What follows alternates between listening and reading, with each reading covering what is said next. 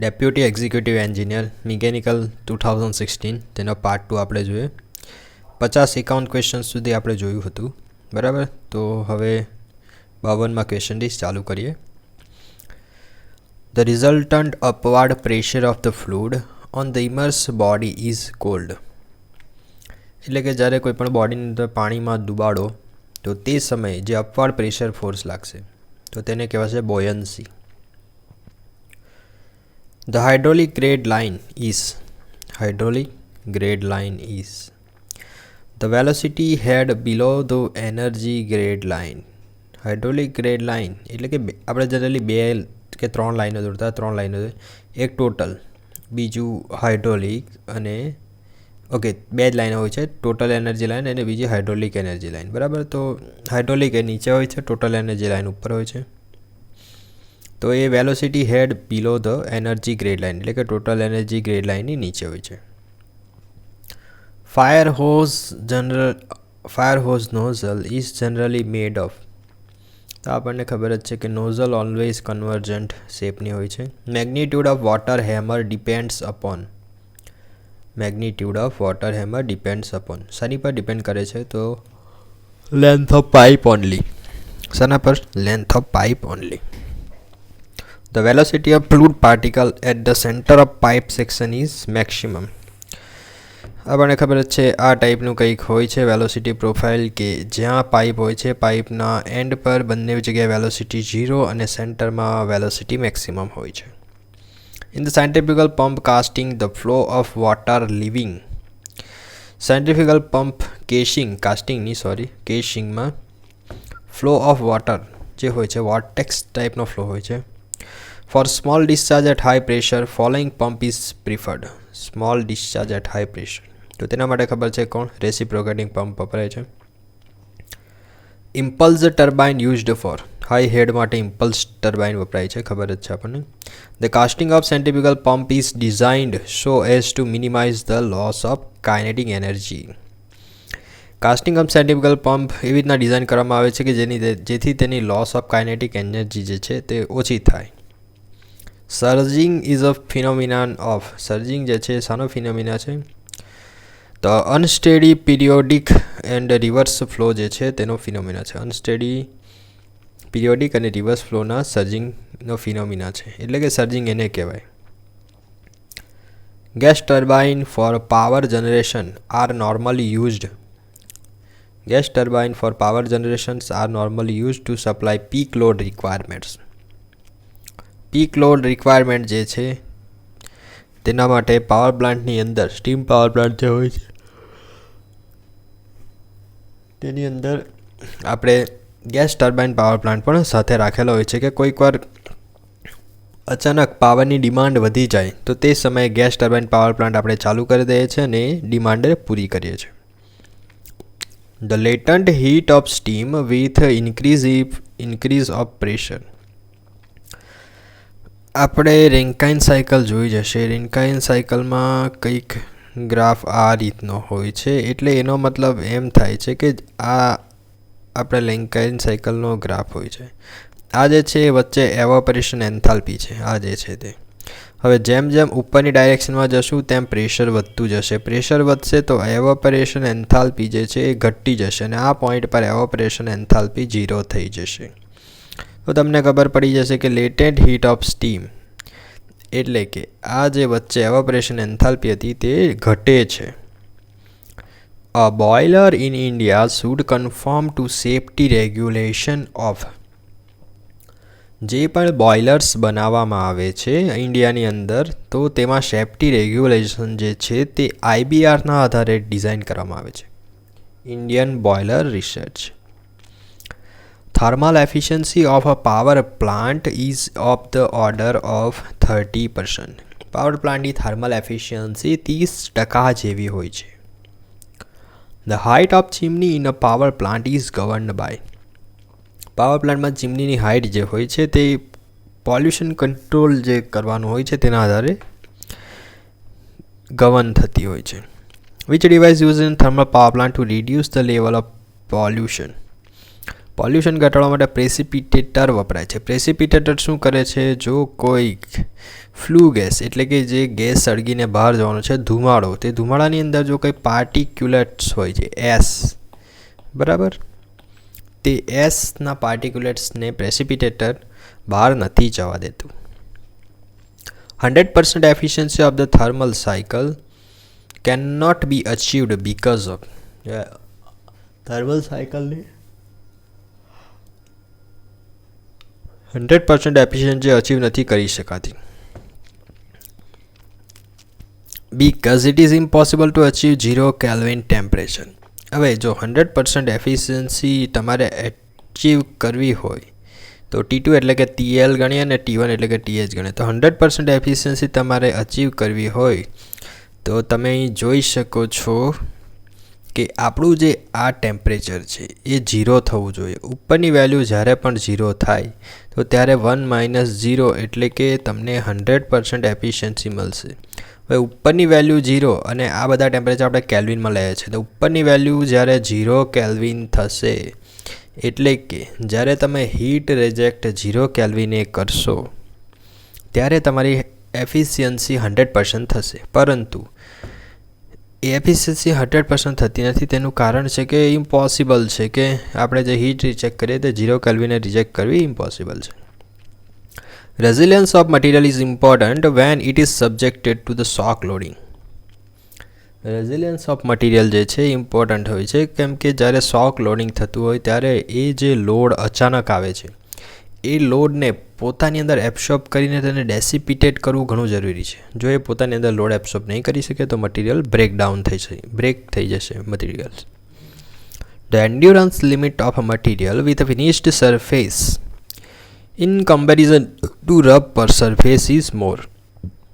Finished surface હોય તો તેમાં ફિનિશ સરફેસ તમને એકદમ સ્ટ્રેટ દેખાશે. રફ સરફેસ આ રીતના ખાંચા ઊંચા નીચા રહેશે.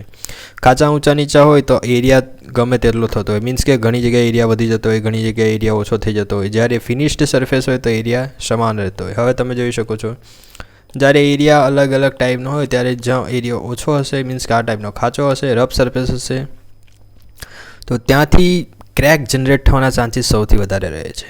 અને તેથી જ ફિનિશિંગ સરફેસ હોય તો તેની એન્ડ્યુરન્સ લિમિટ વધારે હોય છે જ્યારે તમે એને ફ્લક્ચ્યુએટિંગ લોડ આપો ત્યારે. Stress concentration in cycling loading is more serious in. Cyclic લોડિંગની અંદર સ્ટ્રેસ કન્સન્ટ્રેશન આપણને ખબર જ છે કે ડક્ટાઇલ્સ મટીરિયલમાં મોર સિરિયસ હોય છે.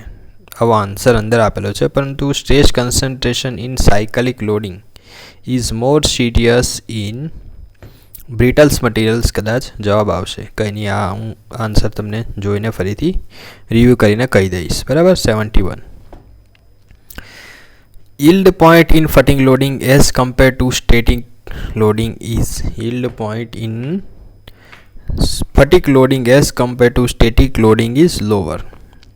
મીન્સ કે શું કહેવાય, ફટિક લોડિંગ એટલે કે ફ્લક્ચ્યુએટિંગ લોડ તમારો જ્યારે પણ લાગતો હોય તો ત્યારે ફ્લક્ચ્યુએટિંગ લોડ લાગતો હોય તો તે સમયે તમારું જે કમ્પોનન્ટ છે તેનો યીલ્ડ પોઈન્ટ જે છે તે નીચે આવી જશે. મીન્સ કે આપણો આ રીતનો લોડિંગ ડાયાગ્રામ હોય છે તો અહીં જનરલી યીલ્ડ થતું હોય છે, પરંતુ ફ્લક્ચ્યુએટિંગ લોડિંગ હોય તો યીલ્ડ પોઈન્ટ નીચે આવી જાય, મીન્સ કે મટીરિયલ જલ્દી બ્રેક થઈ જાય. Residual stress in the materials is independent of external.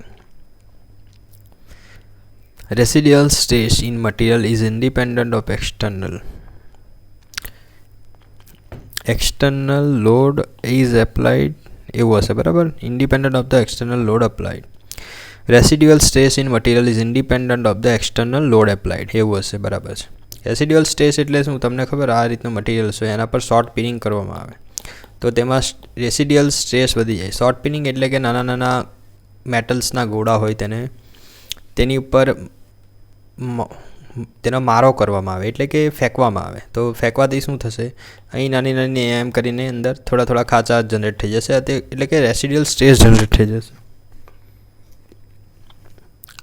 તો રેસિડ્યુઅલ સ્ટ્રેસ જે છે independent of external load applied હશે. સ્ટડની વાત કરીએ તો સ્ટડ જે છે તેના બોથ ધ એન્ડ થ્રેડેડ હોય છે. બંને બાજુના એન્ડ જે છે થ્રેડેડ હોય છે. શાની અંદર? સ્ટડની અંદર. Shear stress theory is applicable for. Shear સ્ટ્રેસની થિયરી આવે એટલે તમને ખબર છે કે ડક્ટાઇલ્સ મટીરિયલ્સ માટે જનરલી એપ્લાય થતી હોય છે. Shear stress theory is applicable for the ductile materials. If a spring is cut down into two spring, if the spring is cut down into two string, the stiffness of the cutted spring will be double. જ્યારે પણ કોઈ પણ એક જ spring હોય તેનો કે હોય તેમાંથી તમે જો બે ભાગમાં ડિવાઈડ કરો તો 2k થશે. બરાબર, આ રીતનું યાદ રાખી લેજો. Aircraft body is specially fabricated by. રિવેટિંગની મદદથી એરક્રાફ્ટ બોડી ફેબ્રિકેટ થાય છે. Oil in general bearings should be applied at the point where the load is.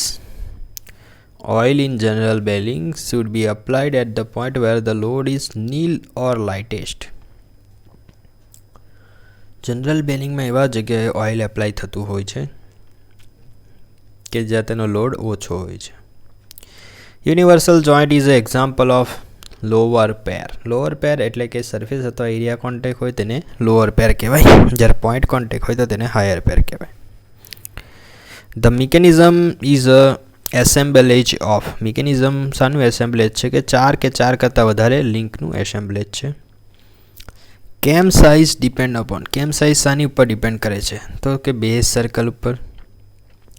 Availability of the materials two resist fracture due to high impact load is called ability of the material to resist a fracture due to high impact load is called toughness. Questions બહુ જ વાર પૂછાયો છે toughness વાળો. બરાબર.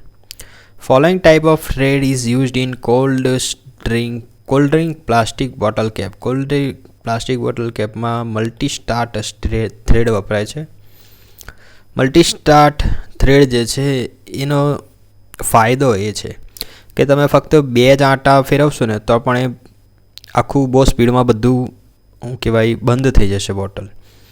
જો multi start thread નહીં વાપરવા હોય તો તમારે ઘણા બધા આંટા ફેરવવા પડશે બોટલ્સનું કેપ બંધ કરવા માટે. To transmit power from one rotating shaft to the another whose axis are neither parallel nor intersecting use worm gear.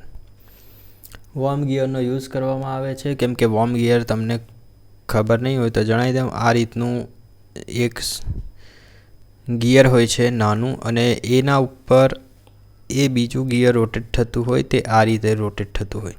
Means કે વોર્મ ગિયરમાં શું થતું હોય છે કે આ જે વોર્મ છે એ આ ડાયરેક્શનમાં રોટેટ થતું હોય અને આ જે ગિયર છે એ ગિયર એને પરપેન્ડિક્યુલર રોટેટ થતું હોય. તમે યુટ્યુબ પર વિડીયો જોશો તો કદાચ મળી જશે. બરાબર, વોર્મ ગિયર જોઈ લેજો. તો નાઇધર પેરેલલ નોર ઇન્ટરસેક્ટિંગ તો ત્યારે વોર્મ ગિયર વપરાય. વોર્મ ગિયરનો રેશિયો ઘણો જ વધારે હોય છે. મીન્સ કે 40:1 એનો રિડક્શન રેશિયો હોય છે. The ratio of number of teeth and pitch circle diameter. Ratio of number of teeth અને પીચ સર્કલ ડાયામીટર. તો નંબર ઓફ ટીથ ઝેડ અને પીચ સર્કલ ડાયામીટર ડી લઈ લઈએ તો તેને આપણે કહીશું ડાયામેટ્રલ પીચ કહીશું. અને જનરલી યાદ રાખવા માટે એક ઇઝી વસ્તુ છે, D is equal to mz યાદ રાખી લેવાનું. શું? D is equal to mz. એક જ minute. Okay, D is equal to mz.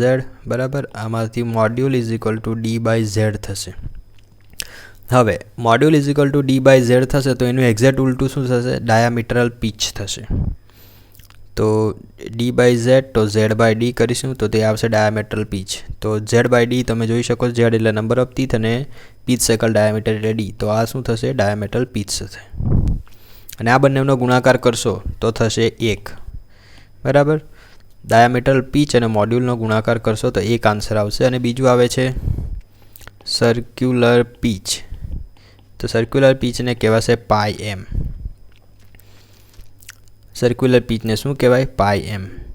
હવે આ જે ડાયામીટલ પીચ છે તે z/d હશે અને સર્ક્યુલર પીચ πm છે. તો પાઈની અંદર એમની વેલ્યુ મૂકશું તો m is equal to d/z. બરાબર, આ જે થઈશું πd/z એ સર્ક્યુલર પીચ થશે. હવે તમે જ્યારે આને આપણે મોડ્યુલ વડે ગુણશું પાઈ એમ મોડ્યુલ નહીં, ડાયામેટલ પીચ વડે ગુણશું. ડાયામેટલ પીચ આની વડે ગુણીશું આને. તો ડાયામેટલ પીચ એટલે Z/D, બરાબર. તો Z કેન્સલ, D કેન્સલ, તો આવશે આન્સર પાઈ. તો આ બે ક્વેશ્ચન બહુ વાર પૂછાયા છે કે ડાયામેટલ પીચ અને સર્ક્યુલર પીચ જે છે બંનેનો ગુણાકાર પાઈ આવશે, જ્યારે ડાયામેટલ પીચ અને મોડ્યુલનો ગુણાકાર 1 આવશે, બરાબર.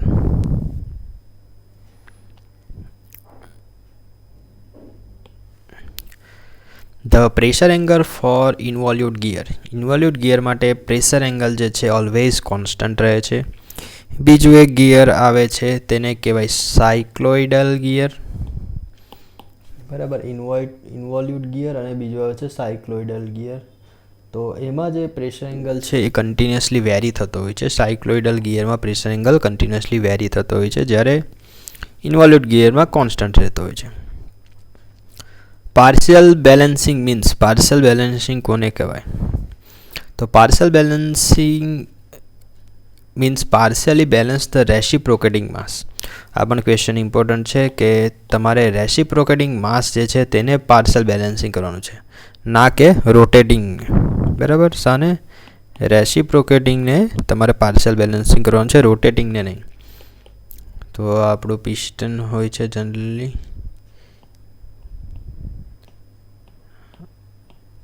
આ રીતે રિવોલ્વ થતું હોય. તો આ જે પિસ્ટન છે એ રેસિપ્રોકેટ થતું હોય તો તેના માસને આપણે પાર્શિયલી બેલેન્સ કરવાનું છે, ના કે આ રોટેટિંગ માસને. Swaying couple results due to primary disturbing force. Primary disturbing ફોર્સના કારણે સ્વેઇંગ કપલ જે છે રિઝલ્ટ થાય છે. જો દર વખતે જ્યારે પણ આ બેલેન્સિંગનો ટોપિક હોય છે તે સમયે તેમાંથી ક્વેશ્ચન્સ પૂછાય જ છે. સ્વેઇંગ કપલ હોય તો તેમાંથી પણ પૂછાય છે. આ થિયરી ઓફ મશીન્સના ટોપિક છે. Gear box of car utilise. Gear box જે છે કારનું, તો તે કમ્પાઉન્ડ ગિયર ટ્રેન વાપરવામાં આવે છે. The secondary critical speed of shaft occurs at. જો ક્રિટિકલ સ્પીડ ઓફ શાફ્ટ, તો તેમાં પણ સેકન્ડરી સ્પીડ ક્યારે અકર થાય છે? તો જ્યારે પ્રાઇમરી ક્રિટિકલ સ્પીડની 2 ગણી સ્પીડ વધારવામાં આવે તો તે સમયે secondary critical speed of shaft અકર થાય છે. આ પણ થિયરી ઓફ મશીનનો ક્વેશ્ચન્સ છે, બરાબર. The usefulness of critical damping is that. Critical ડેમ્પિંગનો યુઝ કરવામાં આવે છે તો તે અનેબલ્સ મેઝરમેન્ટ ઓફ ડેમ્પિંગ. ડેમ્પિંગના મેઝરમેન્ટ માટે ક્રિટિકલ ડેમ્પિંગ વાપરવામાં આવે છે. Critical damping is usefulness of critical damping is that enables the measurement of damping. An overdamped system when disturbed from the equilibrium position with the initial velocity will not cross the equilibrium position. Overdamp system છે, overdamp સિસ્ટમમાં તેની equilibrium position એ cross કરશે નહીં, બરાબર. The free body diagram of a body shows. Free body diagram શું show કરે છે? તો isolated from its surrounding and all external actions acting upon it. Free body diagram of the body shows the body is isolated from its surrounding. અને બોડીની ઉપર જેટલા પણ external action લાગતા છે તો તે તેના પર શો કરવાના હોય છે. The coefficient of friction depends upon the nature of surface. શાના પર આધાર રાખે છે? સરફેસનો નેચર ઉપર આધાર રાખે છે. Domestic refrigerator working on a vapour compression cycle uses the following type of expansion devices. તો આપણને ખબર જ છે કે ડોમેસ્ટિક રેફ્રિજરેટરમાં કેપિલરી ટ્યુબ હોય છે. શું હોય છે? Capillary tube. Sensible heat is the heat required to. Sensible heat, જો સેન્સિબલ એટલે કે સેન્સ થાય. સેન્સ થાય તો કે ટેમ્પરેચરની જે રકમ હોય તે ચેન્જ થવી જોઈએ, મીન્સ કે 23નું 24 થવું જોઈએ, તો તેને કહેવાય સેન્સિબલ હીટ. એટલે કે ટેમ્પરેચર જે છે ઇન્ક્રીઝ થશે, બરાબર, સેન્સિબલમાં. જ્યારે લેટન્ટની વાત કરીએ તો લેટન્ટમાં ટેમ્પરેચર 100 હશે તો 100 જ રહેશે, પરંતુ વોટર હશે તો વોટરનું ગેસમાં રૂપાંતર થશે, એટલે કે વેપરમાં રૂપાંતર થશે. Which of the following step would lead to interchangeability? તો ક્વોલિટી કંટ્રોલ જે છે જો ક્વોલિટી કંટ્રોલ યોગ્ય રીતે કરવામાં આવે તો ઇન્ટરચેન્જિબિલિટી ઘણું આસાન રહે. ABC એનાલિસિસ શાના માટે યુઝ થાય છે કે તો ઇન્વેન્ટરી કંટ્રોલ માટે. એની સંખ્યા ખૂબ ઓછી હશે, બીની સંખ્યા એની સંખ્યા કરતાં થોડીક વધારે હશે અને સીની સંખ્યા ઘણી જ વધારે હશે. મીન્સ કે સીની જે વેલ્યુ છે એ ઓછી હશે.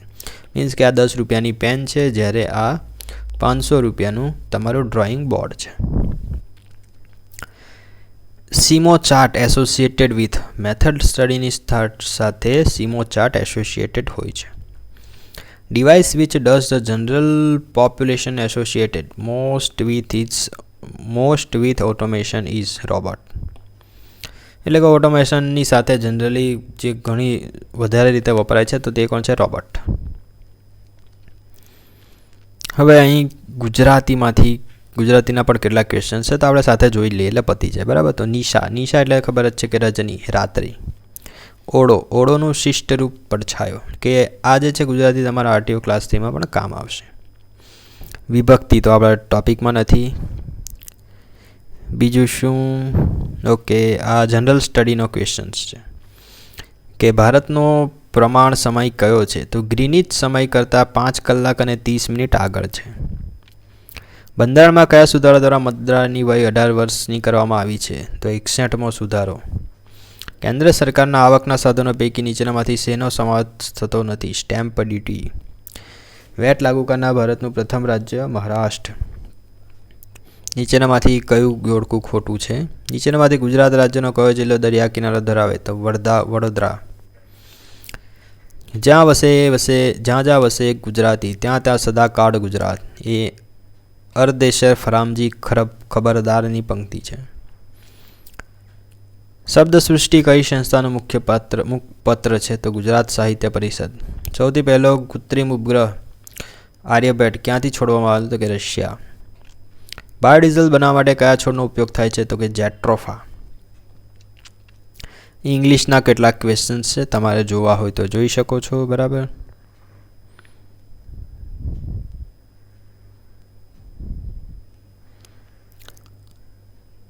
આ કેટલાક એપ્ટિટ્યૂડના છે, એ પણ તમે જોવા હોય તો જોઈ શકો છો.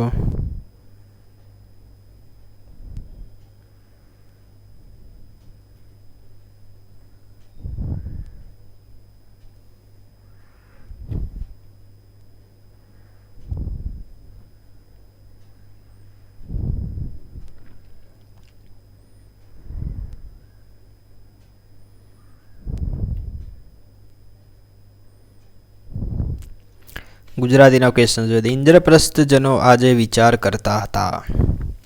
તેમાંથી સમાસ જણાવવાનો છે. તો ઇન્દ્રપ્રસ્થજનો એ તત્પુરુષ સમાસનું ઉદાહરણ છે. ઇન્દ્રપ્રસ્થમાં રહેતા લોકો એટલે ઇન્દ્રપ્રસ્થજનો, તે તત્પુરુષ છે. બાણું બંધ રાખવાનો આ લાંબો આડો દાંડો તો કોને કહેવાય? ભોગડ. અમેરે શુકુરુનું ફૂમડું તમે અંતર રંગીલા રસદાર. અને ડાયરેક્ટલી થ્રો થાય છે. અમેરે શુકુરુનું એટલે અમે જે છે રૂનું ફૂમડું જ છે ડાયરેક્ટ, એટલે રૂપક. ઉત્પ્રેક્ષા એટલે કે જાણે રખી શકે, એટલે હૈયું જાણે હિમાલય. રે સદ્દાગત થઈ પછી કોઈ કાળે ના આવે, એનો છંદ કયો છે? તો મંદાક્રાંતા છંદ છે. મંદાક્રાંતા. જીવ મોટો હોવો એટલે કે ઉદાર હોવું. ઓકે, તો અહીં ડેપ્યુટી એક્ઝિક્યુટિવ એન્જિનિયર મિકેનિકલનું 2016નું પેપર જે છે તે આપણે કમ્પ્લીટલી જોઈ લીધું છે. ઓકે, તો bye, share and take care. Please like, share and subscribe my channel.